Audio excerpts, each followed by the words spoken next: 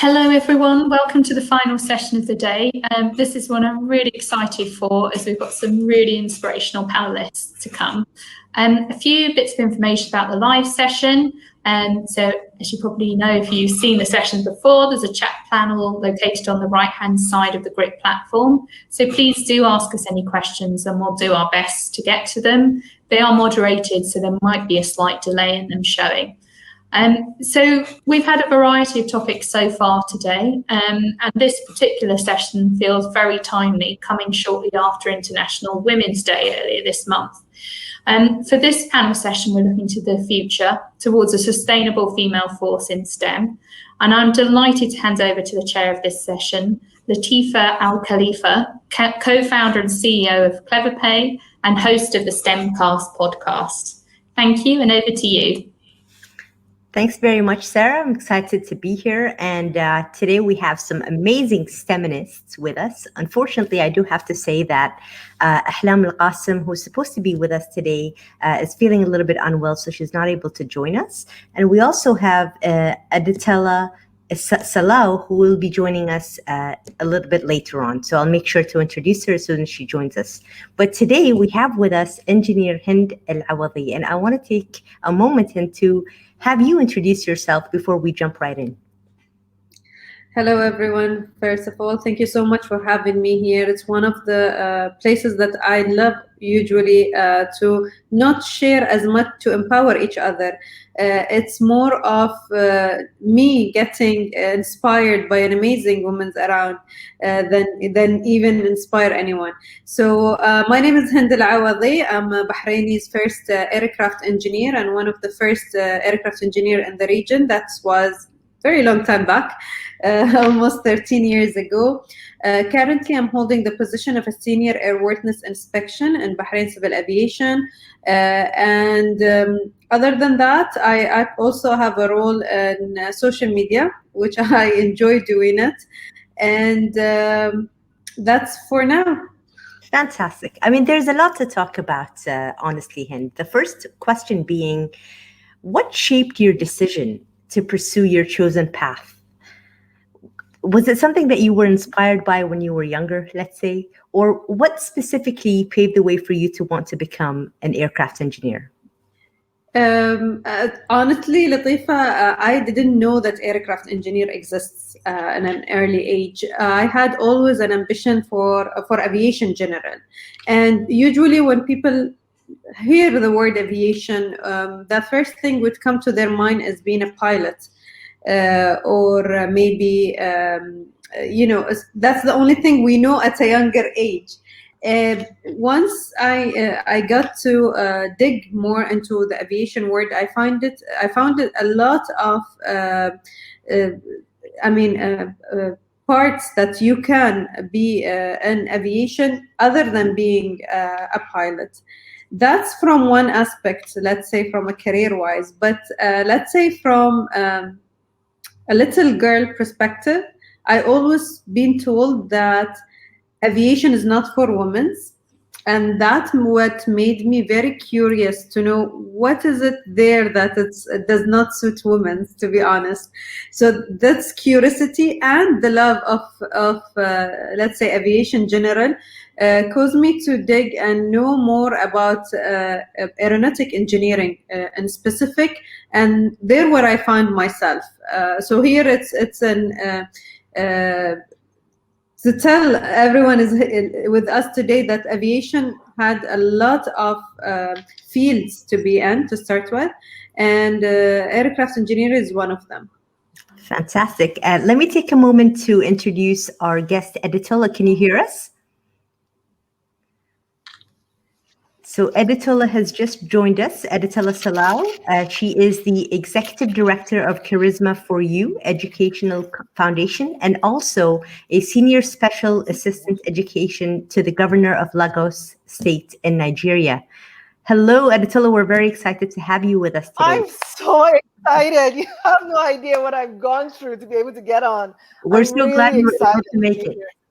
Thank you so much. We just got started, so you didn't miss much, and we're happy to have you on the panel. So happy. Yes, I'm so happy. Oh my God, I'm so happy. Adetola, I was just talking to Hend about what got her into aircraft engineering, and so if I would like to pose the same question to you, like how did you choose the career path that you are currently on? Oh, yes, I definitely am excited about sharing that.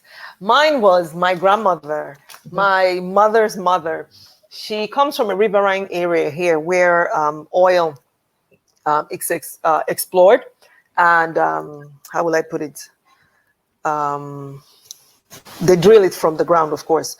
And I remember going there to visit her as a teenager over and over and over, and not being happy with how the color of the water was changing. I mean, 1 minute it was colorless, and then as my childhood progressed, it became darker and darker. In fact, I called it black at one point because you couldn't really see what was the light, the wildlife that was underneath in the sea. You couldn't see it anymore because the water was really, really dark.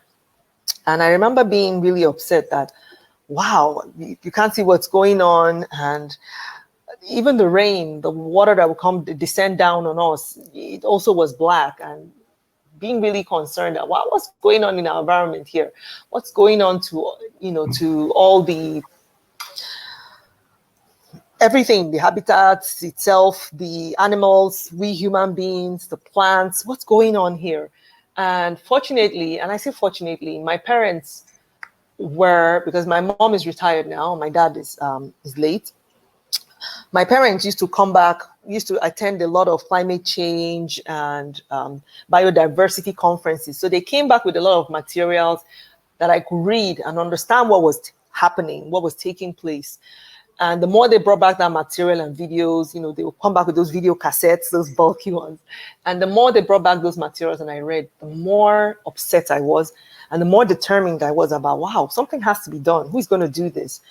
And fortunately, that led me to the library and connecting with the librarian who was there.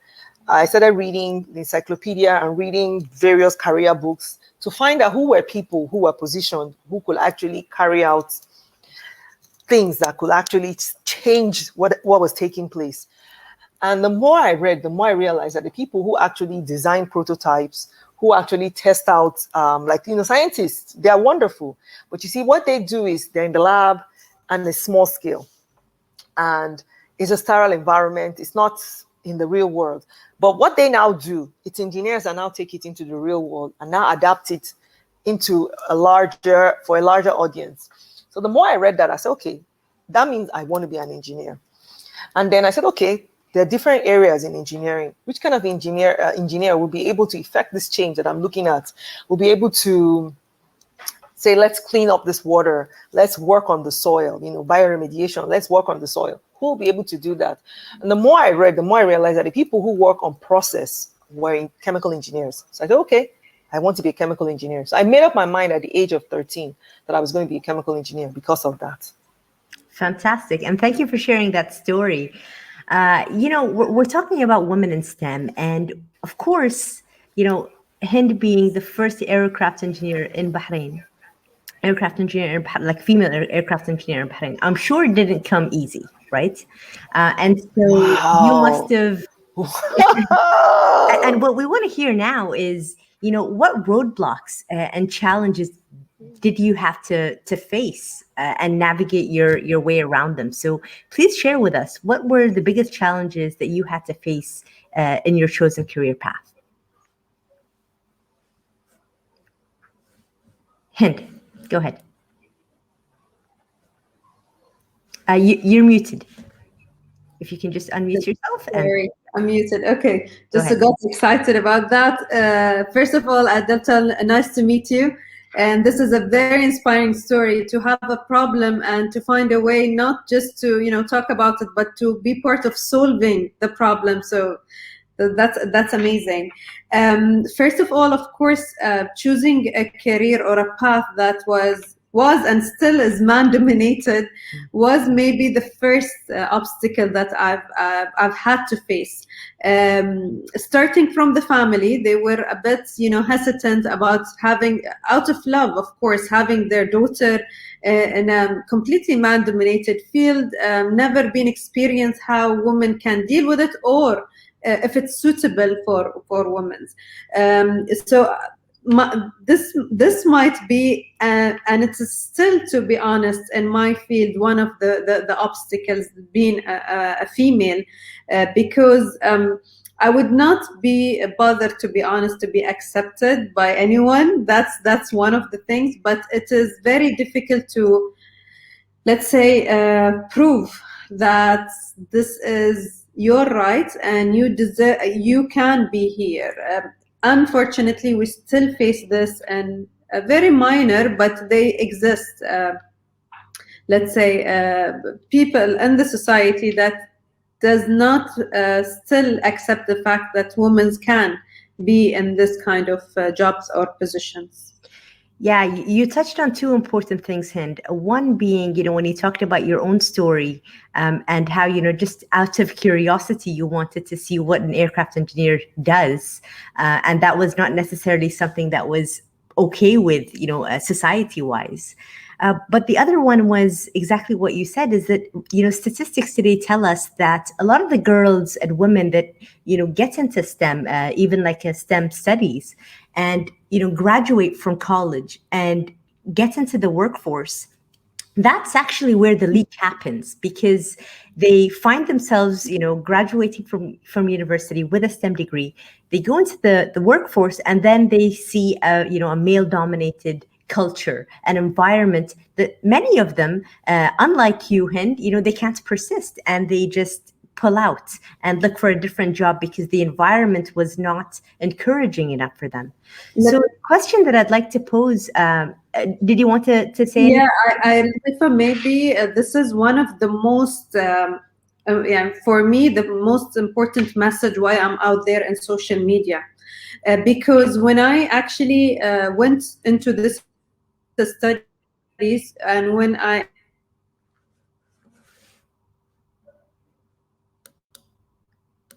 first of all, when I passed my education, and thanks, I always been like a student, and I passed. I was the first on my batch from my colleagues. They told me, yes, because she's a female, she's good at theory parts. And when I entered the field and I started training, people actually was always waiting for me to be the last day of my career. So once I got my international license, they thought, that's it, you got what you wanted. But when I continue, they were always curious, what are you still doing here? So the question or the perspective of a woman that you will not last, it is there from day one, before even going to the field.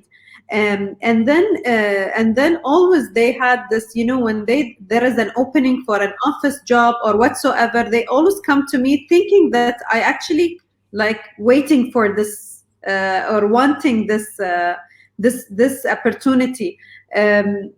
This might affect females in this field, because even if you didn't think of it, if it was not your plan, because of your surrounding, everyone around you, starting from the family that loves you and want the best for you, then to your colleagues, and you will be surprised that it was always out of love, or this is how I wanted to see it, that it was always out of love and caring. Because you're a female, it's better not to do shifts, or it's better not to be in the sun, or not traveling, but nobody always touched that point, as you mentioned, that this might be the reason of women's not continuing in this. And that's the reason we don't see actually women's in this field as much. Yeah, and so maybe if I can redirect the question to you, Adetola, like, have you faced that issue, or have you heard of that issue? And, where do you see the current efforts really failing, and how might we be able to, to better support the promotion of girls and women in STEM? Okay. Yes, wow. You see that this is a universal issue for all of us. It's not a Middle Eastern issue. It's not an African issue. It's for all of us women across the globe. And as she was speaking, I'm sure you noticed I was nodding and saying, wow, what she's saying is resonating with me. I believe it will start in our classrooms, particularly when we get to secondary school, ages, I think that's like 11-ish, from 11 to 16, 17, telling them that it's okay for you to do this just like the boys are. And when the boys fail, you can fail too. And when they pass, you can pass too. There's no difference. You have the same skills. The way you want to translate it could be different from this girl, that girl, but we all have our different ways of translating it. Same with the boys. So that message has to be passed that you can do it just like the boys can. And whichever way you want to do it too, you can do it. There's no one hard, fast rule. If you decide that, you know what, I'm going to go to university, I'm going to do 5 years. And I said, okay, I want to take a year or maybe 2 months. I want to have my baby, then come back. That's the path that you've chosen. And then if you're saying, you know what, I want to continue my career, I don't want any breaks, I'm going to see if I can get help while I have my child. That's another path. But I believe we shouldn't put this box for all of us females. So that way, there's these diverse ways that we can go about this. That way, it's flexible for each of us to decide how we're going to go about carrying out this career that we decide we want to in the sciences or engineering. The reason I say that is a lot of times the girls now become afraid. Oh my God, I only have to do it this way. And this is what they're expecting from me. But if we start giving them this latitude when they're in secondary school, and then by the time they get to university, and then when they're in the careers, it's a lot easier. And then I believe another thing too should be the mindset of our men too. We should encourage them that, you know what, okay, you're going to now say you want to have a child with this young woman. You also should see how you can help and contribute too, so that she too can enjoy her career and also be able to do what she has to do in her career. I was just visiting one of our policymakers here in Lagos State today, and she was sharing her story of how while she was working as an educator, then they transitioned her to becoming a policymaker. She was now working in a district. I'm sure you understand district, where you now divide the schools and make decisions for those schools in that area, region. And she was now the person who was in charge. And then while she was doing that, she noticed that a lot of the people who were ascending were people who had higher degrees. They had masters, they had other professional degrees. So she said, you know what, I want to do this too. Unfortunately for her, her spouse, her husband, had been encouraging her on the sidelines that, you know what, you really need to get a professional degree. I know you want to move up. I know you want to continue to grow like these women who you admire and see doing things. So she started working. Her husband was a lawyer. And he said, you're really smart. The way you and I go back and forth, I really think you should go and do this. So he encouraged her. She went and registered to get a law degree. And she started doing that. And while she was doing that, the people where she was working, they started giving her a hard time. They're like, oh, you're an educator. Why are you getting a law degree? So they told her they were going to make it hard for her to get a leave of absence. So she said, you know what, the only way they will allow me is for them to see me getting a master's in education. So she decided to double. She was doing that law degree and she was also getting a master's in education. And I looked at her and I'm like, you did two? A law degree is already hard. Yeah. Then she said, yes, I had to do that. But her husband stepped in. He was one helping her with the children. He was helping her, go over the schoolwork. He was just stepping in every here and there. That's what we need to start doing from primary school and secondary school. Telling our boys that, you know what, it's a two partnership. It's not one person. It's not one person. Both of you have to work together. And I think that's a message that we need to keep pushing and constantly reiterating over and over and over that, guys, you're working together. You're working together. You're doing this together. Because in the end, the world is not just full of girls. The world is not just full of boys. It's boys and girls. So. Yeah, you touched on something very important, which is instilling the mindset. And I would go a little bit further to say that, that mindset will have to also be instilled in girls themselves when they're young, that they are capable of STEM. Because sometimes what happens is girls themselves talk their way out of STEM, by saying that, they're not good at math or they hate numbers, etc. And so I think sometimes that might be an obstacle in and of itself. And maybe if I wanted to circle back to talk a little bit about the importance of making amazing STEM. I call you guys STEM-mazing, right? STEM-mazing women. The work that you do, I think, is super important to put out there, to make, women in STEM visible.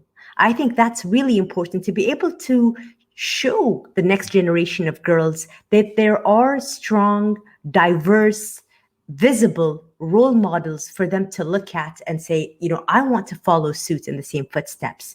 So how powerful is social media to either reinforce or break negative stereotypes about girls in STEM?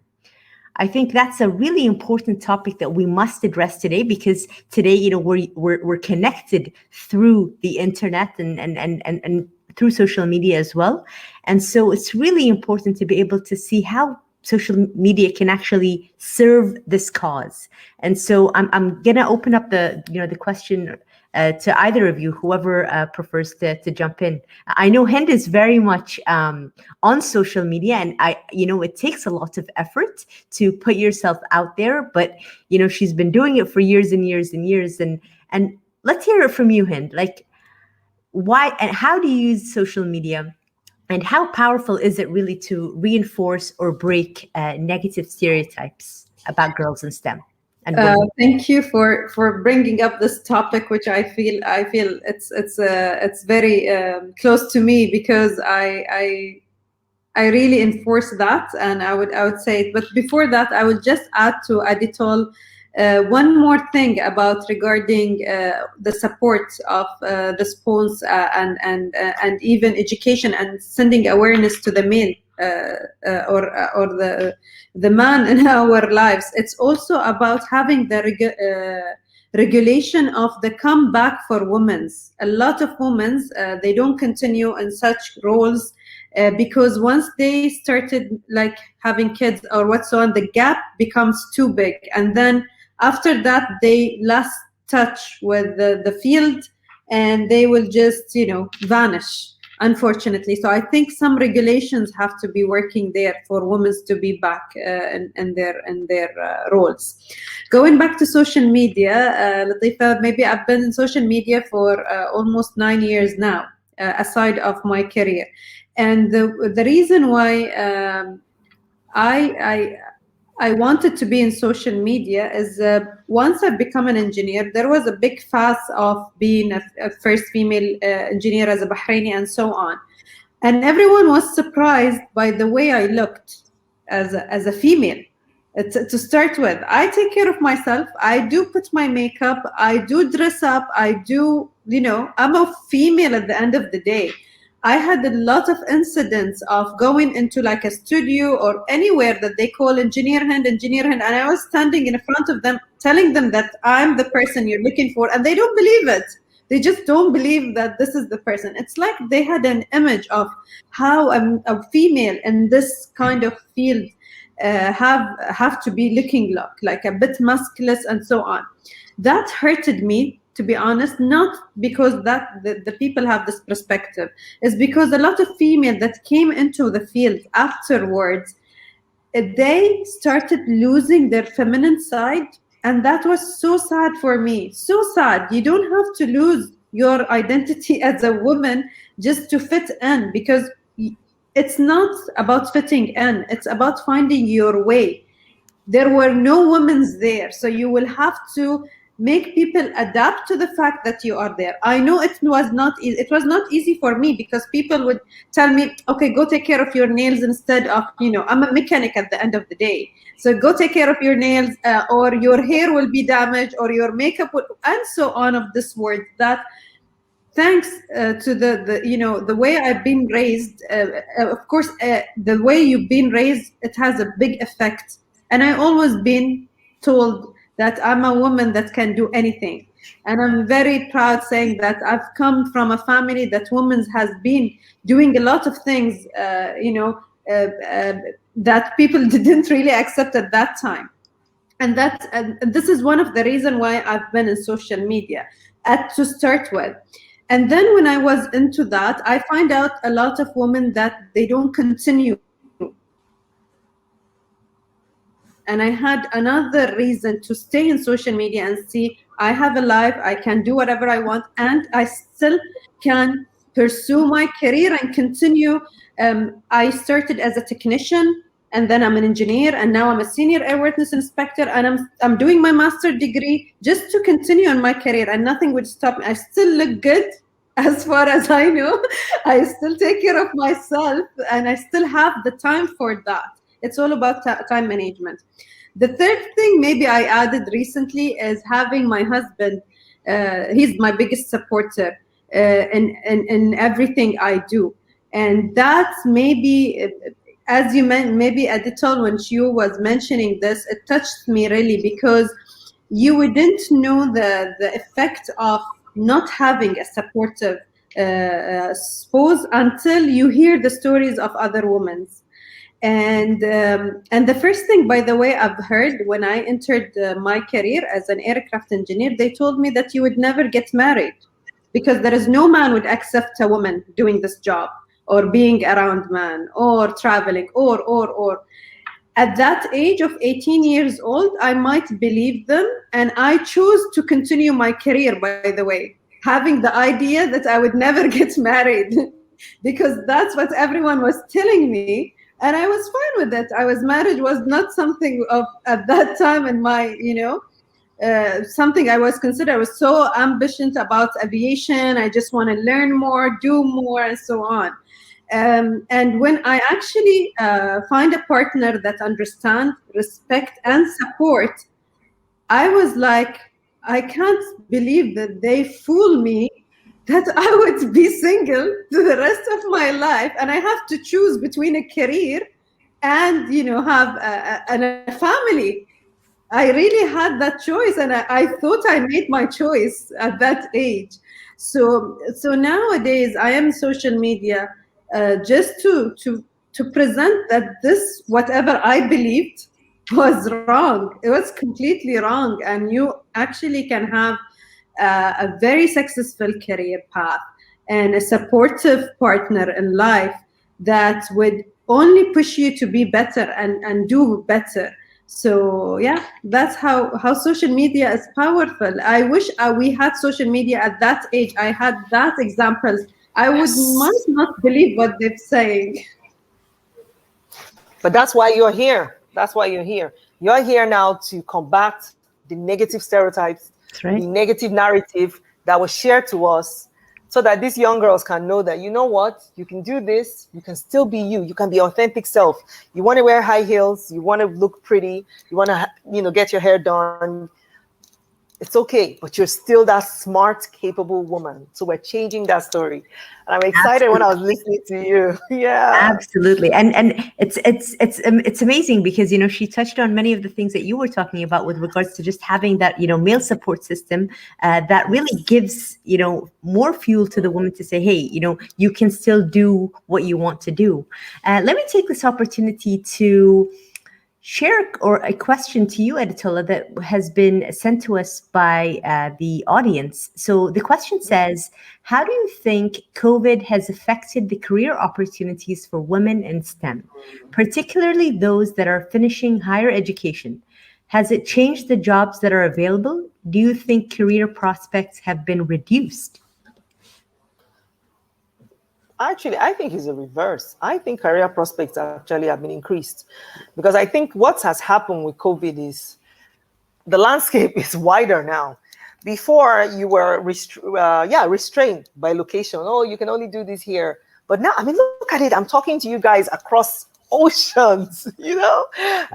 We're able to work and collaborate across various continents. We're able to carry out projects, and then if you have to do stuff physically, then you can travel. And fortunately, a lot of places are easing down restrictions around that. And of course, people are also getting vaccinated. We're even getting vaccinated here in Nigeria.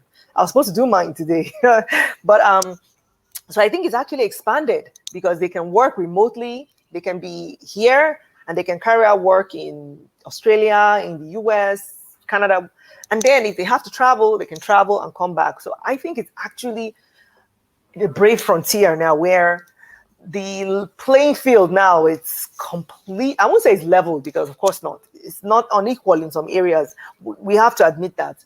But still, you have more opportunities because you go online now, you're looking for work, you will see more opportunities saying, you know what, we're looking for somebody who can do remote work, maybe 3 months, 6 months, and then maybe we'll do stuff in person, maybe this period of time. So there are a lot more allowances for that. I don't want to look at it in that way. I see opportunities. I see a lot of things that have shifted. I'm not saying that everything is going to be 100% positive, but I'm choosing to see the advantages in this situation, which is there's going to be so much more open to us women now. Yeah, and that's and the fact that STEM jobs are growing exponentially, Yes. Compared to non-STEM jobs. And so the opportunities for women to tap into the space is enormous, huge. And universally, women are still underrepresented in STEM, regardless of where you are in the world. It's still the same story, unfortunately, that women are underrepresented in STEM, but the opportunities are there. And what needs to be done, the things that we started to talk about, which is, lowering or removing the obstacles and the challenges so that more women are encouraged to join STEM careers and disciplines and etc. Because the opportunities are there, and there is definitely a shortage in having women in specific STEM related jobs. So I just wanted to throw that in there, that yes, the opportunities are enormous. And I think the most important thing here is, unfortunately, because women are underrepresented in the space, is that the world loses out on women's insights, because with women being a huge like I would say half the society, right? So with women being a part of the STEM workforce, and not only is it going to obviously improve the global economy, but also innovation, because you get to see a completely different perspective, and women bring different insights, different perspectives. And right now, unfortunately, women's account is not really taken into consideration. So I don't know how you feel about that. Open to whoever wants to jump in. You want to say something? I mean, I could say something. Go ahead. I should go ahead? Okay.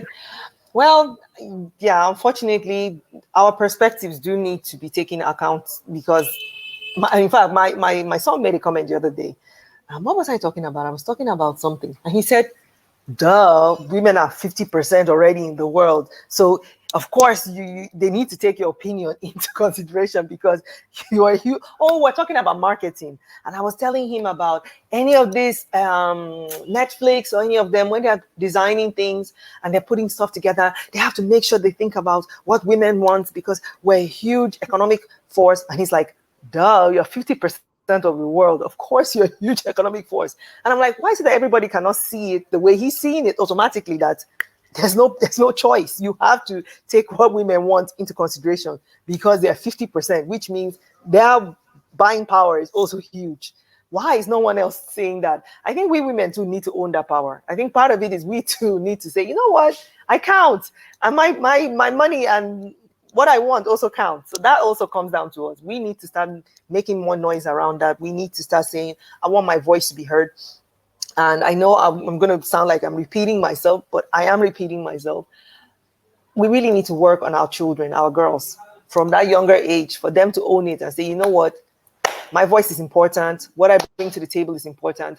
I think, it wasn't last week. 2 weeks ago, I went to an all-girls secondary school, public school here in Lagos. And I was talking to them about that. I said, guys, your voice is very important. There's so much that you guys do. I said, in fact, you know what? I know, what happened with COVID is not great, but notice that I like to focus on the opportunities. And I was telling them, I said, guys, one thing that I like about what happened with us with COVID was it shone a light on a lot of things that we were not paying attention to before. And I said, one of the things that really opened a lot of our eyes to was how much we women bring to the table. Look at what happened with remote work.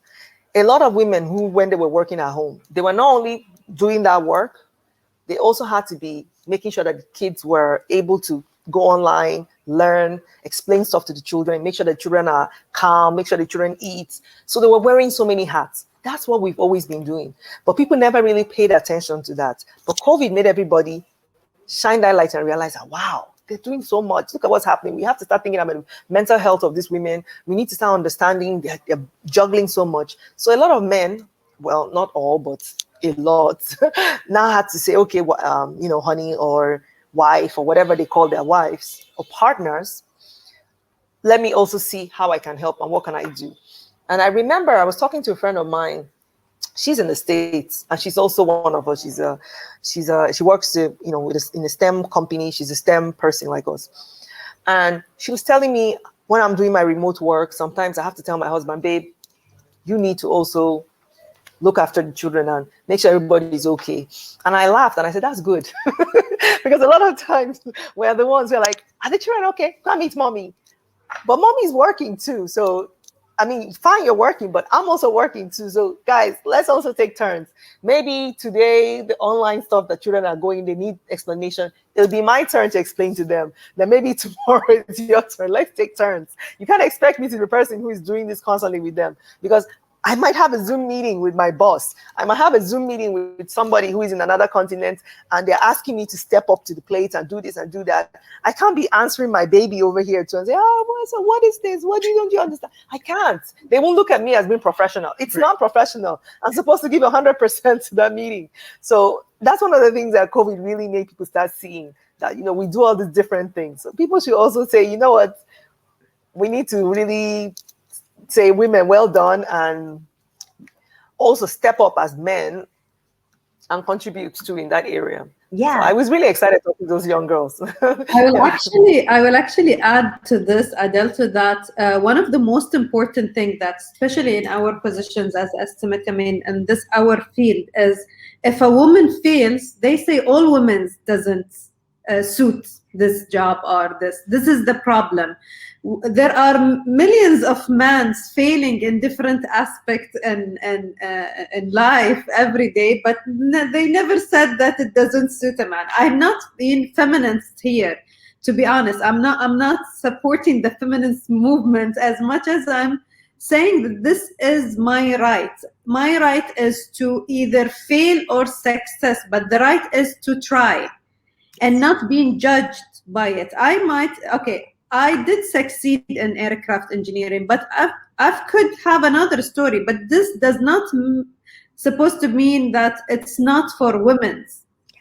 This is maybe there are a lot of awareness, more than just education, our kids, even the society. A failure of a person is a person, regardless if it's being a male or a female, because that person was not capable of doing it. That person was not in the right place or time.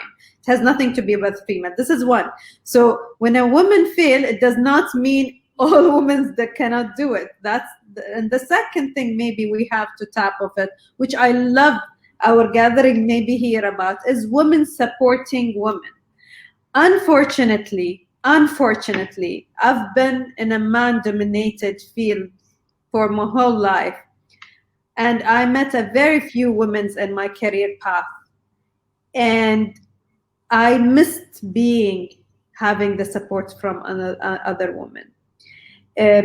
We can't blame the society and man all the time. We have to change the mentality of our kids even. We are not there to compete. That's the idea. We always, even when I'm being interviewed, they always tell me, you're competing with man. I'm not competing with anyone. There are a lot of kind of thoughts that has to be changed. We are not competing, not with the man, and definitely not with another woman. So that's one of the things maybe I wanted to just tap on. And the third and the most important is for every woman that listening to us now or would listen to this in future, you are capable of enormous, amazing thing that you will be surprised that you are capable of doing. And the only person holding you back, leave off the society, partners, family, it's yourself. You're scared.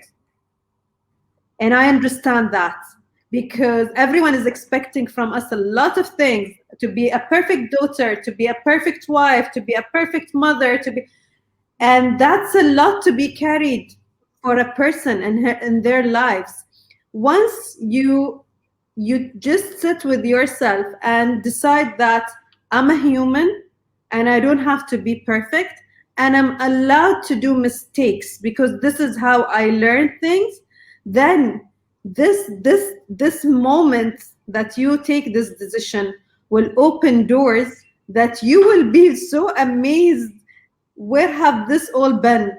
Because you were just scared of not satisfying the image or the idea, or or the expectations of people around. Don't blame always the society or your partners. Sometimes it's on us to just, I don't have to be perfect. I don't have to be perfect mother or a wife or a daughter. Sometimes I just have to be myself. I think that's one of the most I'm not sure how is it with you, Adetola, in your part of the world, but in our part of the world, a woman has to have no mistakes in her life, and this is a bit of a lot of heavy baggage that you have to carry around, to be careful not to fail. It's okay to fail. It's okay to fail. It is. That was why I mentioned failure. You notice I said that boys fail, girls can fail. Boys can do well, girls can do well. That was why I mentioned that.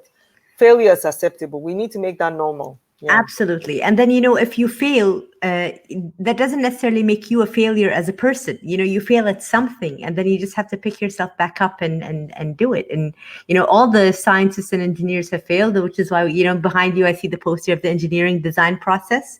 If it doesn't work out, what do? You go back to the design phase and you redo it. You touched on breaking the glass ceilings, and sometimes you have to break your own glass ceiling as a woman. And so let me ask you that question, Adetola. What glass ceilings are left to be broken or even smashed? What do you think? We can't hear you. If you can just unmute yourself. Yeah. Yes. Yeah. I'm muting myself. Let me tell you the one that I see. The first, I think the top 10 billionaires in the world are all men. So I think that would be the glass ceiling that women have to break. A woman being in that on that list. Then another one would be more women having those kind of companies, like the ones that we admire, Elon Musk, Bezos, those kind of companies, women running them and creating massive impact across the world, and of course all those jobs. So having more women like that. And then even within organizations themselves, having more women in the C-level, CEO, CFO, all those roles, COO, all those kind of roles, having more women there. I can't remember I read it in an article somewhere, and I should have written it down. I was really dismal. The number of women who are in those roles, the percentage, really, really, really poor. I think it might have even been less than 15 or 20. I have to go look for those numbers. And I remember looking at it saying, what? You mean to tell me that even now in 2021, still this little? Yeah, I think it's safe to also say breaking that. 100%. And I think it's safe to say that, although there has been advancements in STEM and some women have gotten into the field, but more needs to be done. More needs to be done. And I think just having, your examples here with us today and really just mentioning that, still there are, things that we have to overcome, means that, the problem still persists today.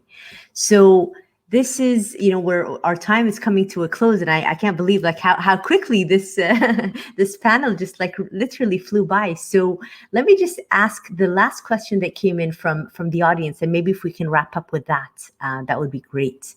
So we talked a little bit about the society, etc. So one of the audience members mentioned that we also have to work on our boys as well. So what advice would you give parents who might be listening in right now and have boys of their own? What parenting advice would you give them to say, like, how might they be able to instill a mindset in their boys that would encourage girls to pursue their dreams in STEM?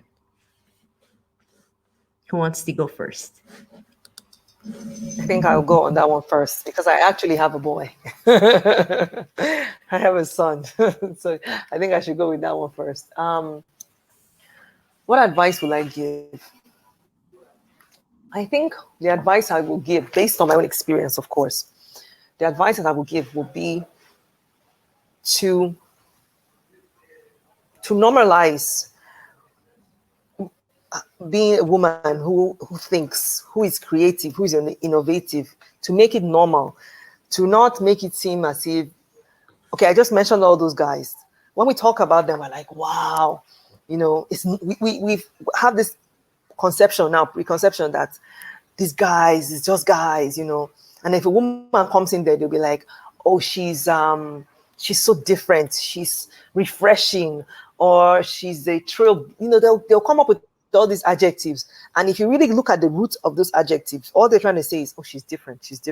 Women are not normally like that. I was just, this morning, as I was in my commute, someone just mentioned that, oh, that's how those women are.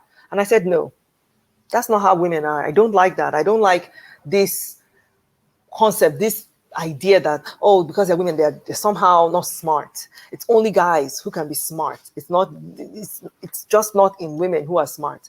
And then this same person had said, I think a couple of months ago, had also said, oh, you're so much like a guy. Look at the way you think. Look at the way you drive and all that. And I said, no. I'm a woman. Look at it. I'm a woman. I mean, I have a child. I'm a woman. And I accept and I love my being a woman. I mean, if we were in a live audience now, you see what I'm wearing. I am happy like her being a woman.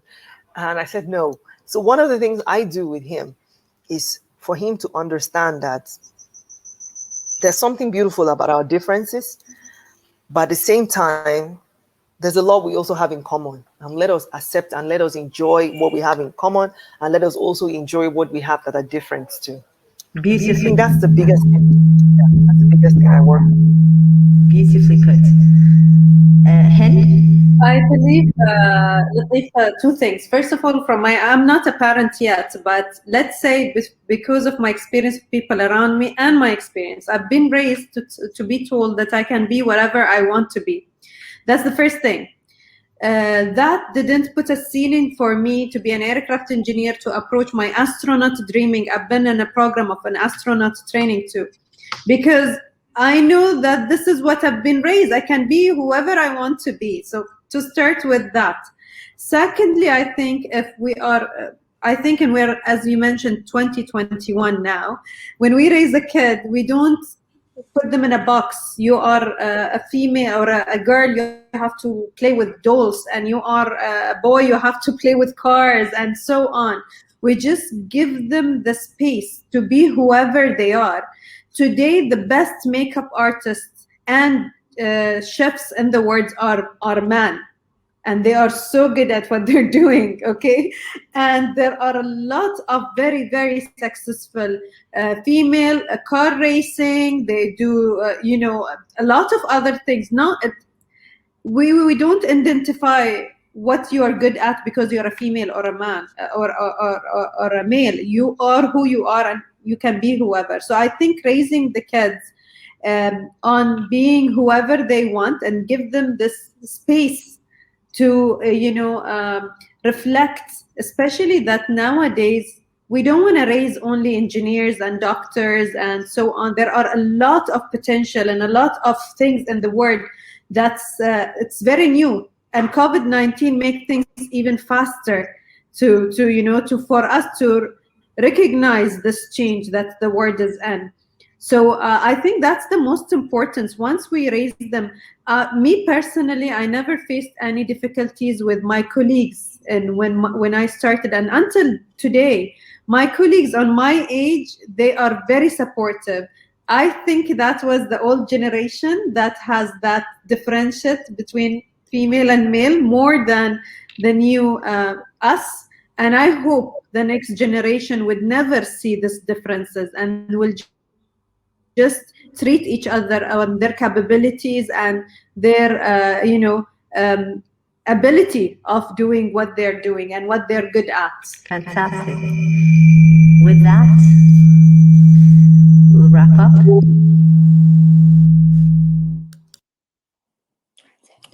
Great. Thank you so much. That was so inspiring and such an important discussion to have. What a fantastic way to end our first day.